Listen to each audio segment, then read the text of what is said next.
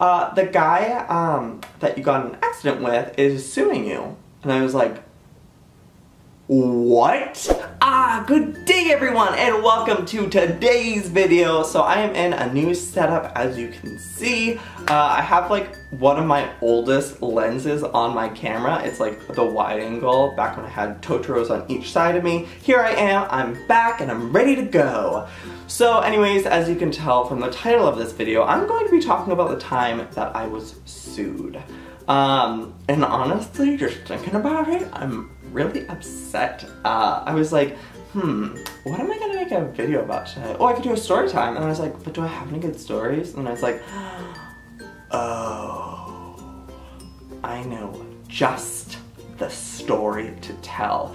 Honestly, it was so freaking frustrating. Okay, anyways, let's start from the beginning. So I had just gotten a brand new car. I had, Prius, her name was Satsuki, she was good, she was great, but her time had passed, so I got like a 3-year lease on a car, and I was so excited. I was like, oh my god, this is like the nicest like thing I've ever like purchased before. Like I was so like cautious and nervous. I was like, oh my god, like should I do this, can I do this, I don't know, So I splurged, gifted myself a nice car to travel around this crazy city of Los Angeles, and yes, it is fucking crazy. Okay, so anyways, it was a week later after I had gotten this lease, and there I am driving in Santa Monica, the cursed land of drivers, and I'm on this like, it was like this road that was construction. It was like not like a major highway. It was like you can go like max 30 miles per hour type of road. So there I am, there's like a bit of construction, there's like these barriers between the two lanes for like a big portion of the road. So I turn onto this road with the construction, and there's a car in front of me. And so we're both driving like pretty slow, like under the speed limit. And so the barriers start like going lower and lower until there isn't any more barriers, and it just leaves this double yellow line. And there's kind of like a second lane on the right for where people can park. There's meters going on all down the road. So I'm behind him, paying full attention, observing the road ahead of me. I noticed that there is construction probably like a half-mile down at the set of lights, and there was like a road closed. So there was gonna be like some sort of like issue with the ways of where we were going. It was probably gonna direct us in a different way. So all of a sudden, the guy in front of me must not have known that I was behind him or whatever. He like starts pulling off to the side, and I'm like still driving the same speed. I'm like kind of like braking. And so he's like pulling off to like where you can like park for meters and stuff. And so I'm still traveling. And then all of a freaking sudden, this idiot just decides to, oh, I'm just gonna pull a U-turn, because he clearly saw the construction up ahead and didn't want to have to deal with it. So here he is, here I am, and he just decides to do a freaking U-turn. So he goes like this, whoopity whoopity whoop, and literally like my car was already like close to him, so like I didn't have like however much space you're supposed to like have at a point when someone stops, because this mother trucker was pulling off to the side. So anyways, what happens is like his car collides with my right side and his left. So it's kind of like this. Let's pretend that these are the cars. So based on the pictures and what has happened, this is very clearly his fault. Like, how would someone who's driving behind someone hit the front of someone's car if they weren't doing something they shouldn't have been doing? Which it's illegal. Like, you can't do a U-turn over a double yellow line. Like, you have to wait till you get to the set of lights to turn your car around, if it even says you can. You can't just go over a double yellow line and be like, oh, I'm just gonna come across. So anyways, he collides with my car, and I'm like so flustered. I was like, it happened so quick. Like I was like, oh my god, what's going on? It wasn't even that fast of a collision. Honestly, I think at that point, by that point, we were like 15, 20 miles per hour, maybe less, I don't know. And so he we shut off our cars, we get out, and he's like so apologetic. He's like, oh man, I'm so sorry. And he was like older, like maybe in his like 50s or something. And so I was like, oh, sweet older man, like this is so sad. He crashed into me. So he's like profusely apologizing, taking all the blame. He's like, man, this is my fault. Like I shouldn't have like pulled a Yui. And I was like, it's okay, like it's fine, like this stuff happens. I was a little upset because I just got the car, but I wasn't gonna bring that up. And he was like pretty sweet and nice in person, so I didn't really know what to do. This was like the first accident I had ever been in. So I called the police and I was like, hey, I was just in an accident, like I don't know what to do. Can someone come here?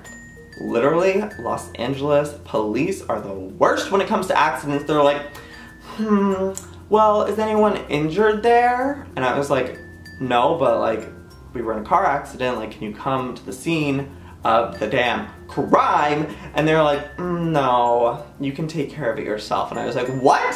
What? Like, where I come from on the East Coast, like, if you get in a car accident, the police come to the scene to observe. And I'm so mad that they didn't because of what ends up happening. So we end up exchanging information. I take photos of the scene because I'm like, this is so like bizarre. Like I just know that I'm gonna need this for evidence just in case, God forbid, anything goes wrong. So we exchange information. My car has to get towed because like his car like crashing into my like front wheel like bent it. So it has to get towed and get sent off, which ended up sending it to probably the absolute worst freaking auto body shop in America. They ended up having my car for 4 months. 4 freaking months. This car that I just got a week before was gone for 4 months. I had a freaking rental car and it was honestly hell. It was so sad. First world problems, I know, but it was such a hassle. So anyways, like, I called my insurance company that day as well. They got all the information from him, all the information they needed from me, and then like, I think like a couple like a couple weeks later, they finally asked for my side of the story.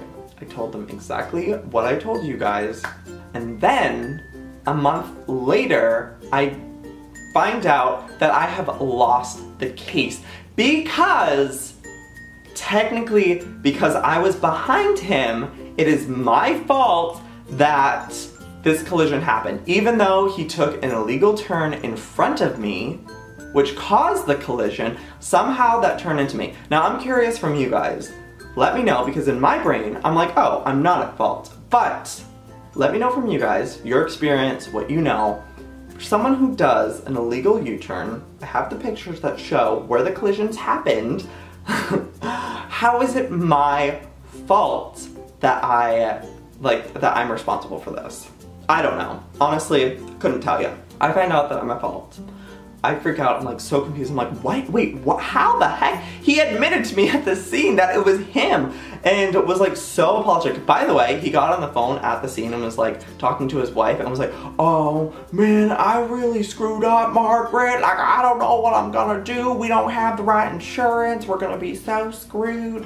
And clearly, Margaret or someone in the family knew how to tell him to twist the story. Because no police officer came to the scene, it was like my side of the story versus him. So clearly the insurance company is gonna believe a 50-plus-year-old man versus a 3-year-old boy about a car accident.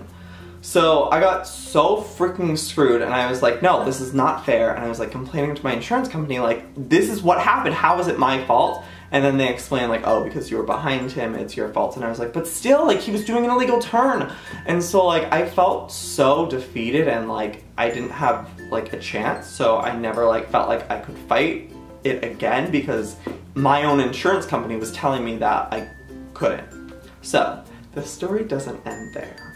5 months later, I get a call from my insurance and they're like, So the accident that you happen to have, we were just wondering if you got served anything at your door. And I was like, served? What are you talking about? They're like, yeah, the guy that you got in an accident with is suing you. And I was like, what? How? Who? What? When? Where? Why? What the heck? Like, what could he be suing me for? And they're like, he has like back damage now, and he's been having to go to the chiropractor and all these things. And I was like, but it was his mistake from the beginning. This mother was trying to take advantage of the situation because he won, which he should have been more than happy with, because my insurance had to pay for not only my car, but his car too. And now he's trying to take even more advantage and come after me and try and sue me for money. And I was like freaking out. This caused so much stress in my life just because like knowing that someone like wants to sue you and like you don't really, like this was the first time this has ever happened. So it was really, really scary. So I'm like literally just waiting to get served this like document that says that I'm being sued. And finally it got like settled with my like insurance.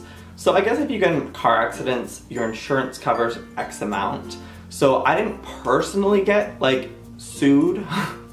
Thank God my insurance covered it, but that totally screwed up my insurance for a long time because this guy like just kept pushing and pushing, and that like makes me so mad because a lot of people in America do this. Like if you get in a car accident, like people try suing for like the craziest things here. So it's a pretty scary country to live in. So anyways, that got taken care of, and then a whole bunch of other things like have still trickled down from that whole situation. Like my license got suspended because I never filed with the DMV a like crash report, which I thought I did, which happened, like I got my license suspended like probably a year and a half later. So it was like so bizarre, and then I had to go through this whole thing of like going to the courthouse to pay for it, and then what else did I have to? I had to go to the DMV and wait in these crazy long lines, and it was just hell. The whole experience was hell. I hated it. So what I learned from this story, and I hope that you guys can too, is record. Like take your phone out, because if I had recorded this guy admitting to like what had happened, and also like before you talk about like your side of the story of what had happened, like make sure like you talk to someone before. I didn't, because I thought, oh, like obviously like this guy already admitted to it, like there's no way it could be my fault.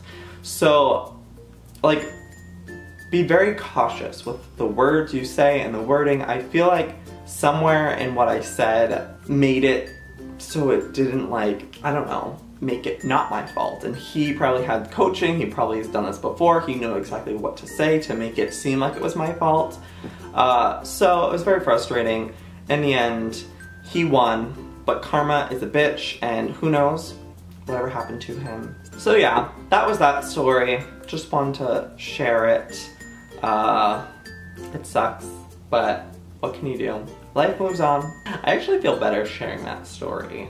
So if you guys enjoyed it and you want to hear more storytime videos of me getting really upset or really happy or really sad, give this video a thumbs up, and if it gets 70,000 likes, I will do another storytime video. And until next time, I love you. I will see you all tomorrow. Good damn bye.